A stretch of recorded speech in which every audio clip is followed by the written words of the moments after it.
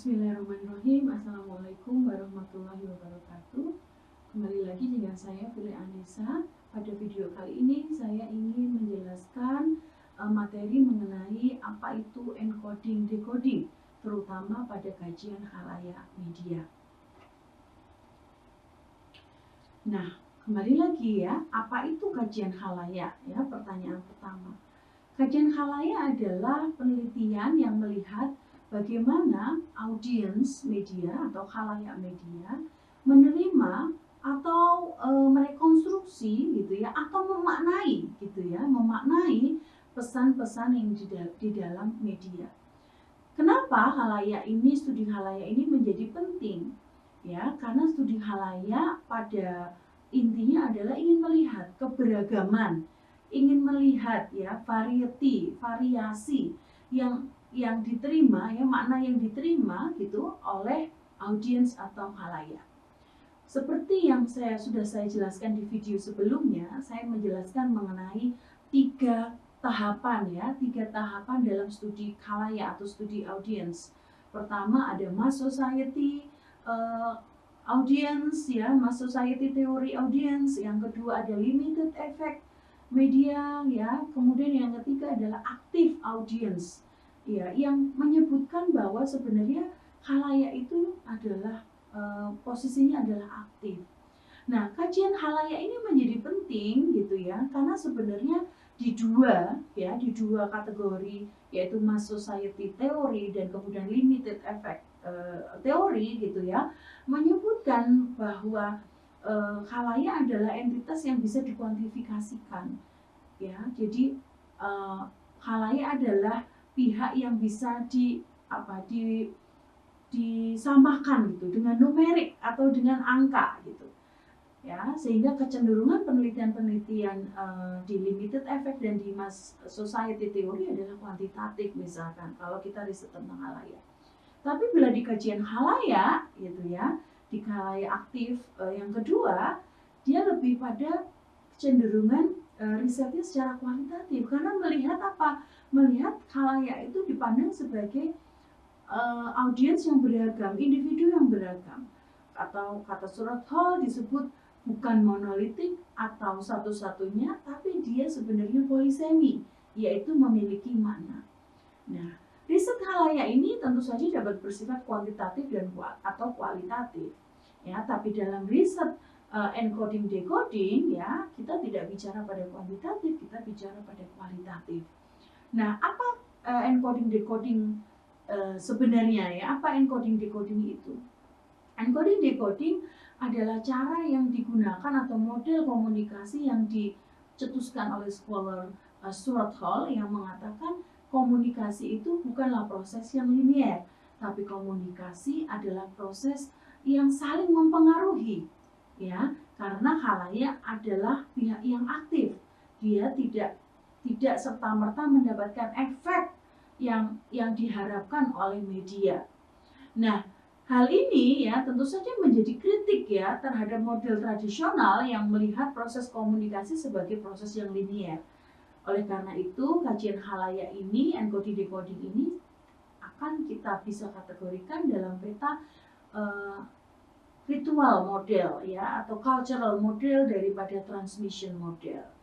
Kemudian apa yang perlu untuk kita pahami yang berkaitan dengan encoding decoding?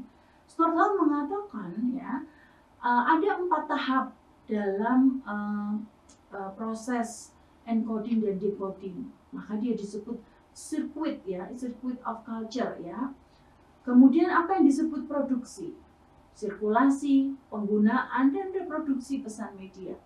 Produksi berarti bahwa ketika media memproduksi apa yang dia sampaikan. Jadi melalui apa? Ya, memproduksi ide-ide melalui tayangan-tayangan di media. Kemudian ada sirkulasi, setelah diproduksi dia harus didistribusikan, dia disirkulasikan sehingga harus masuk dalam tayangan-tayangan di dalam media. Kemudian penggunaan, bagaimana menggunakan sirkulasi informasi itu? Misalkan dalam tayangan talk show, dalam bentuk-bentuk tayangan kuis, ya, dalam berita, sinetron dan sebagainya. Kemudian ada reproduksi pesan media. Setelah ada produksi, sirkulasi, dan penggunaan, maka khalayak akan memproduksi atau mengkonsumsi dulu ya, mengkonsumsi kemudian mereproduksi kembali, ya, sehingga apa? Media juga bisa mengambil lagi apa yang disampaikan oleh khalayak lagi, sehingga ini yang disebut dalam proses komunikasi sebenarnya ada proses yang kompleks ya, tidak linier gitu. Kemudian yang menjadi penting adalah model encoding Short-Hall sangat menekankan pada tadi variety atau bagaimana individu itu dianggap memiliki banyak perspektif untuk memaknai atau banyak cara atau memaknai sebuah pesan gitu, sehingga tidak mungkin tadi monolitik. Dalam esainya mengenai encoding decoding yang ditulis oleh Short-Hall pada tahun 1974, dia mengatakan bahwa posisi khalayak media sebagai khalayak aktif dalam lingkup penelitian kajian budaya, media, dan komunikasi massa menjadi penting karena individu tidak lagi hanya dianggap sebagai entitas yang pasif dan bisa dikuantifikasikan, tetapi mereka punya spesifikasi, keunikan masing-masing dan tidak sama satu dengan yang lainnya.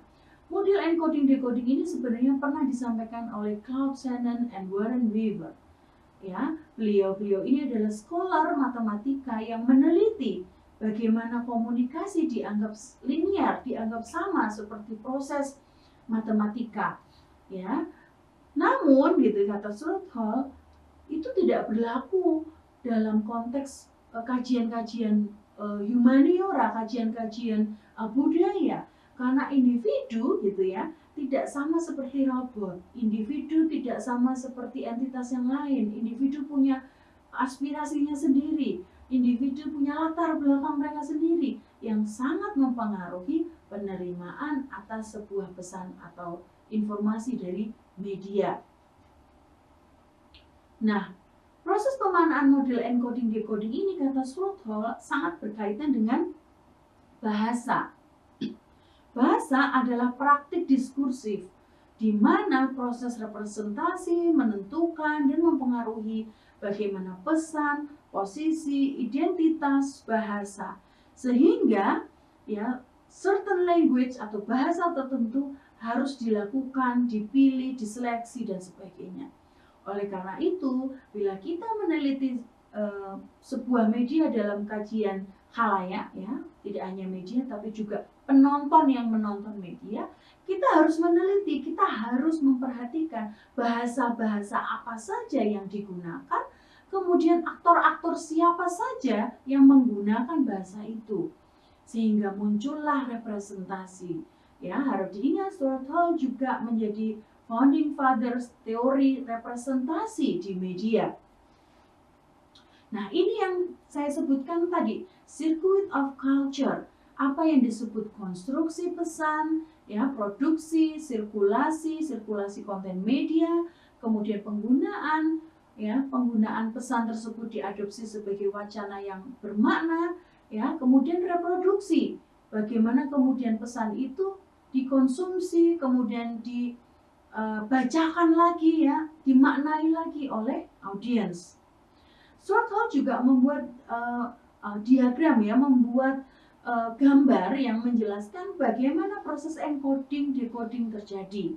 Pada bagian kiri Anda lihat ada proses encoding.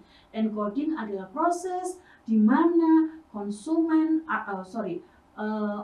produsen pesan ya, bukan konsumen, produsen pesan memproduksi makna, memproduksi tayangan-tayangannya yang kemudian disampaikan di media, sehingga disebut program as meaningful discourse. Encoding akan sangat berkaitan dengan siapa yang membuat tayangan media. Maka Short-Hall mengatakan ada frameworks of knowledge, ya, ada pengetahuan seperti apa, ada pendidikan seperti apa, ada relasi model seperti apa, ada relasi kuasa seperti apa yang ada di balik sebuah produksi media. Dan juga penting adalah technical infrastructure, teknologi seperti apa yang digunakan oleh pembuat media sangat akan mempengaruhi bagaimana diskursus tentang makna itu dibentuk. Sehingga Anda lihat ada tulisan program as meaningful discourse. Meaningful discourse artinya wacana yang bermakna, yang coba ditawarkan oleh media, yang coba digambarkan, direpresentasikan oleh media kepada audiens. Kemudian tahap berikutnya ada decoding. Decoding adalah meaning structure 2, yang berarti bagaimana khalayak memaknai apa yang ditawarkan oleh pesan media. Audiens juga punya latar belakang yang kita sebut juga frame of knowledge. Pendidikan audiens, latar belakang audiens, ya, kepercayaan, belief, nilai itu juga sangat mempengaruhi bagaimana khalayak membaca tayangan media. Kemudian ada juga yang disebut relation of production, ya. Saat apa audiens menonton media, membaca tayangan media, dengan siapa, ada di mana, itu juga akan mempengaruhi bagaimana pemaknaan tertentu di dalam media. Kemudian yang terakhir, technical infrastructure. Bila di bagian meaning structure 1, technical infrastructure berarti teknologi yang digunakan untuk memproduksi. Di meaning structure 2 kurang lebih sama, namun technical infrastructure adalah teknologi yang digunakan ketika mengkonsumsi media. Misalkan seperti Anda menonton film, apakah di bioskop atau di rumah, ya, pasti akan berbeda sense-nya, pasti akan berbeda penerimaannya. Kemudian ada yang disebut tadi ya, kerangka pengetahuan relasi production, infrastruktur teknis, itu yang sangat menentukan, ya, bagaimana produksi pesan dibuat dan menghasilkan encoding yang kemudian decoding oleh khalayak. Yang terakhir, Schroeder mengatakan ada 3 posisi untuk membagi kategori khalayak ketika membaca atau menonton media. Pertama adalah dominan hegemoni. Dominan hegemonik adalah bagaimana posisi audiens ketika menerima tawaran-tawaran makna yang disampaikan oleh media. Jadi bisa saja media bilang A, khalayak juga menerimanya A. Begitu ya. Kemudian ada posisi negosiasi. Negosiasi berarti di satu sisi dia setuju, khalayak di satu sisi dia tidak setuju, sehingga tidak serta-merta ya menerima apapun yang disampaikan oleh media. Yang ketiga adalah oposisi, yang berarti sama sekali tidak setuju apa yang dikatakan oleh media. Schroeder membagi ketiga posisi ini untuk menunjukkan bagaimana khalayak ternyata memiliki variasi posisi dalam memaknai pesan di dalam media. Baik, saya kira itu yang bisa saya sampaikan pada video saya kali ini. Semoga bermanfaat. Wassalamualaikum warahmatullahi wabarakatuh.